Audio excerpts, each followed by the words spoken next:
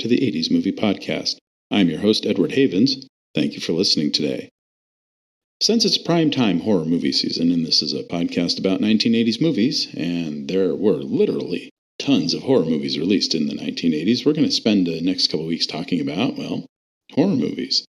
Next week, it'll be our second annual A Brief History of show, going into the history of the Nightmare on Elm Street series with our special guest, Jeff Townsend, the podcast father.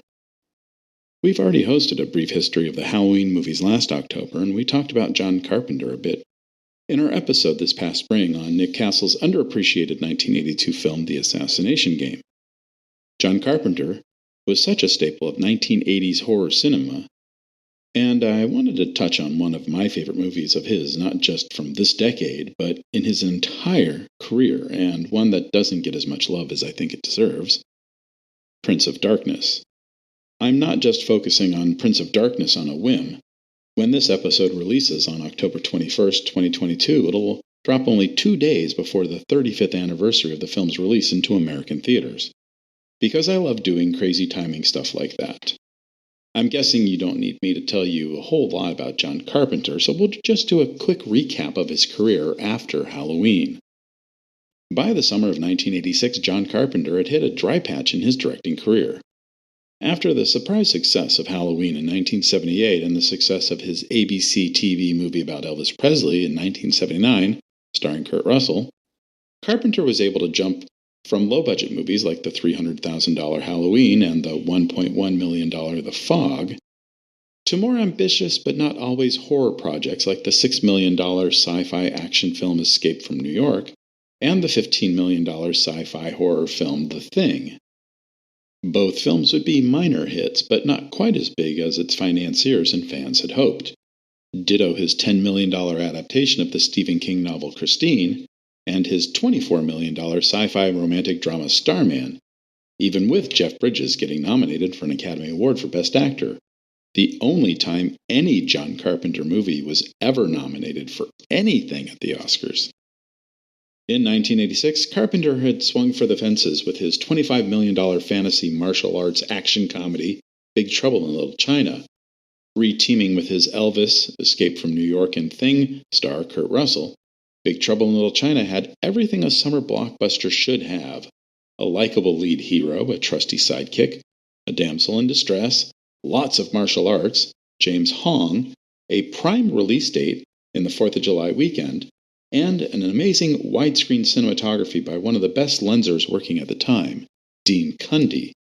Except it would be, to borrow from baseball parlance once again, a foul out. Despite good reviews from some major critics, Big Trouble in Little China was a big disappointment, grossing just $11.1 million in America. Carpenter was not just disappointed, but disillusioned with Hollywood filmmaking, and he decided he was going to go back to his roots: independently produced films on a lower budget, free from studio interference where he could have total creative control. That's a pretty tall order for a filmmaker who wasn't exactly known as a hit maker. But he would quickly find willing patrons in the Alive Films team of Shep Gordon and Andre Blay. Although Blay was a producing novice, Shep Gordon was very much an industry insider. Gordon not only managed the careers of such stars as Alice Cooper, Kenny Loggins, Raquel Welch, and, in the last years of his life, Groucho Marx, and not only helped to create the concept of celebrity chefs by elevating the likes of Emeril Lagasse and Wolfgang Puck, but also founded the production and distribution company Alive Films, whose films included the groundbreaking 1982 documentary Koyaanisqatsi and Gregory Nava's Oscar-nominated El Norte in 1983. For a few years in the mid-'80s, Alive Films formed a partnership with Chris Blackwell's Island Pictures to form Island Alive. When that partnership ended in 1985, Gordon decided to focus solely on film production and saw John Carpenter as a rather safe bet. Carpenter and Alive Films would sign a 4-picture deal, and Carpenter would get started on writing the first of those films, Prince of Darkness. Prince of Darkness would tell the story of a group of quantum physics students and scientists who were invited by a Catholic priest to investigate an ancient canister of swirling green goo in the basement of an abandoned church in Los Angeles. Now, even if you haven't seen the movie yet, you can probably guess what happens when you hear a group of quantum physics students investigate an ancient canister of swirling green goo in the basement of an abandoned church in Los Angeles. It's not good.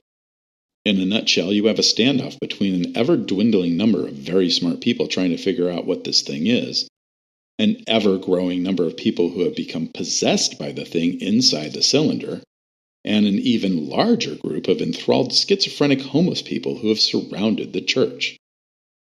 Can you guess what's in the goo? Is it possibly in the name of the movie? With his producers, Carpenter created a $3 million budget for the film, which the producers would recoup as part of a negative pickup deal with Universal Pictures.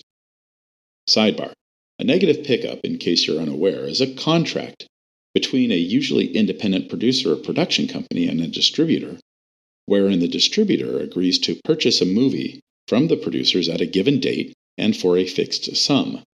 The studio essentially owns the negative to the film for a specified amount of time and can exploit the film as they see fit. One positive benefit to a negative pickup is that it usually covers the cost of production, so producers don't have to wait years to recoup their investments, if ever. One negative benefit to a negative pickup is that if the film goes over budget, it's the filmmakers who are on the hook. I mention this for a specific reason, which we'll get into soon. Carpenter came up with the idea for Prince of Darkness while doing research on atomic theories and theoretical physics because he was looking for a fresh spin on what many consider to be the ultimate evil. Combining the character of the Prince of Darkness with notions of matter and antimatter excited the director, and he would finish his draft of the script rather quickly. While his production team scouted locations throughout Los Angeles, Carpenter concentrated on casting the roles. As the priest who puts the story into motion, Carpenter would turn to Donald Pleasance. The British actor whose appearances in Carpenter's Halloween and Escape from New York would fuel a late career resurgence for the actor. Carpenter would also turn to Victor Wong and Dennis Dunn, who had both starred in Big Trouble in Little China, and Dirk Blocker, who had appeared in Starman. New to the Carpenter universe were Jameson Parker, who at the time was one of the stars of the hit CBS TV show Simon and Simon, Lisa Blount, best known at the time for her Golden Globe-nominated performance as Lynette in An Officer and a Gentleman, and singer Alice Cooper. Production on the film would begin in mid-May 1987. For the exteriors of the church, Carpenter would shoot at an actual, but at the time abandoned church in downtown Los Angeles, which is now ironically a theater arts center, while the interiors of the church were shot at a cavernous ballroom of the once popular, but at the time abandoned, Pacific Coast Men's Club in downtown Long Beach. Other scenes would be shot at the San Fernando Mission and at the Valencia Independent Studios near Magic Mountain, and shooting would last for 5 weeks, ending on June 25th. If you're a fan of Alice Cooper and saw him perform live in the 70s and 80s, you may be aware of an impaling device he used during his shows. Carpenter loved this bit and invited Cooper, through Cooper's manager Shep Gordon, to come visit the set one day. Cooper, who had ambitions of becoming an actor, came to visit the set very early in production and would talk to the director between takes. What Cooper didn't know is that Carpenter was hoping Cooper would not only accept a small role in the film as the leader of the homeless schizophrenics, but would also allow Carpenter to use Cooper's impaling device for a scene in the movie, and possibly maybe even write a song for the film. Yes, Cooper would love to play the leader of the homeless schizophrenics. Yes, Cooper would allow Carpenter to use the impaling device for one of the scenes in the movie. And yes, he would love to write a song for the movie. That song's title? Prince of Darkness, which, not ironically, can be heard in the scene where the impaling device is used. Now, if you know anything about John Carpenter and his movies, he not only directs and regularly writes, but he creates an electronic musical score for almost every single one of them. Prince of Darkness would be no different, and like several of his films before, he would team with Alan Howarth, a composer and sound designer who he had been teaming with since 1981. But for some reason, Carpenter did not take a screenplay credit for his script, instead crediting it to one Martin Quatermass. Nods to the British sci-fi writer Nigel Kneale and his most famous character creation, Bernard Quatermass. If one is familiar with the works of Nigel Neal, one would see a number of story elements that were similar to those found in several of the author's work. Neal, who had an unpleasant experience working with Carpenter writing the screenplay for the 1982 Carpenter-produced Halloween 3 Season of the Witch, was not pleased with this homage from someone who genuinely admired the writer. Neal didn't want his fans to think that he had anything to do with this film. Because Carpenter is one of the most efficient filmmakers around, he would have his 101-minute final cut of the film ready in time for Universal Pictures to release it into theaters on October 23, 1987, less than 6 months after the start of production. The film would open in 1,239 theaters nationwide. The critics, for the most part, hated it. Vincent Canby of the Times would trash it, as would Roger Ebert. Ebert hated it so much he would not only dump on it in his review for the Chicago Sun-Times, he'd do it again on Siskel and Ebert. Siskel at least would have some fun at the film's expense during his criticism of the film on the show. But if there's one thing you can count on, it's a fairly decent turnout for the opening weekend of a new horror film released in the weeks leading up to Halloween. And Prince of Darkness would take second place at the box office on its opening weekend, with $4.66 million worth of tickets sold. But if there's another thing you can count on is that a horror film will lose its audience pretty quickly after Halloween night. And that's exactly what happened with Prince of Darkness in week 2. Actually, it would happen on that second Saturday night, because when Halloween falls on a Saturday, you can bet all the theaters are dead, no pun intended, because all the cool kids are out partying and getting into mischievous mayhem. They're not at the movies. The film would lose 43% of its opening week audience, dropping down to 5th place at the box office charts with only 2.66 million in tickets sold. By week 3, it would fall all the way to 14th place and lose more than 20% of its theaters, and after 7 weeks, it was almost completely out of theaters, save some dollar houses in need of a B or C title. Its final box office gross was $14.1 million, which would make the film a bit profitable just from theatrical. A rare instance even in 1987. But for some, it was yet another disappointing performance from Carpenter. Like many a film after July 1986, I watched Prince of Darkness the night before we opened the film at the Aptos Twin. And despite the fact that many of my friends were horror fans, and fans of John Carpenter specifically, I ended up watching the film by myself, in a large, empty theater that could seat more than 500 people, late at night. Bad idea. I'm not the biggest horror fan. I've admitted that on this show many a times. I don't mind being scared. I mind being grossed out for the sake of being grossed out. I hate excessive violence and jump scares punctuated by sudden, loud, screeching violins. Prince of Darkness scared the living heck out of me, to put it mildly. It was more psychological, philosophical, and metaphysical than most horror films. It creeps you out in all the right ways and for all the right reasons. And it has a great ambiguous ending that allows the individual viewer to decide for themselves what happened. After the completion of Carpenter's second film with the Live Films, 1988's They Live, and there will be an episode in the near future about that film, Carpenter was already livid about his arrangements with the Live Films.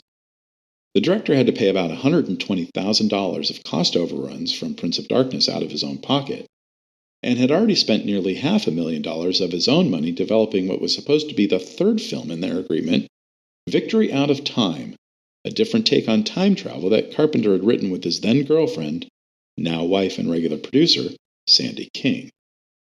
Carpenter would sue Live Films, Shep Gordon and Andre Blay in May of 1990, claiming breach of contract and requesting $3.6 million in damages.